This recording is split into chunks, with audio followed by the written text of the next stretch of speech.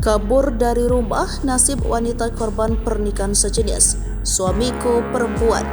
Pasca heboh pernikahan sesama jenis di Cianjur, nasib salah satu dari mereka jadi sorotan. Iha mempelai wanita kini tak ada di rumahnya. Mengutip dari tribunnews.com, ia dikabarkan tidak kuat menahan rasa malu lantaran pria berinisial AY yang ia nikahi ternyata wanita. Hal tersebut baru diketahui Iha setelah IA dan AY mengucap ijab kabul.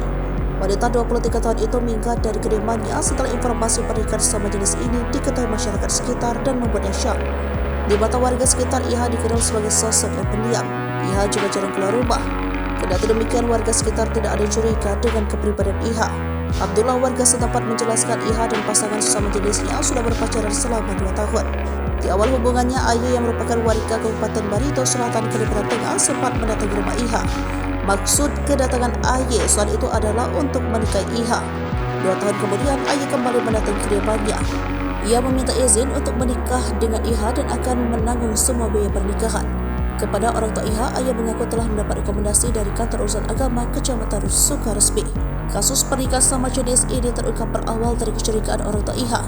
Kecurigaan itu muncul setelah 3 hari Iha dan AY menikah. Pasalnya, setelah menikah, kedua pasangan sama jenis itu sering diam. Karena warga sekitar juga merasa ada yang janggal, mereka lantas membawa ayah Iha serta orang tua Iha ke kantor kecamatan untuk mediasi. Saat proses mediasi itulah terungkap bahwa ayah merupakan seorang perempuan.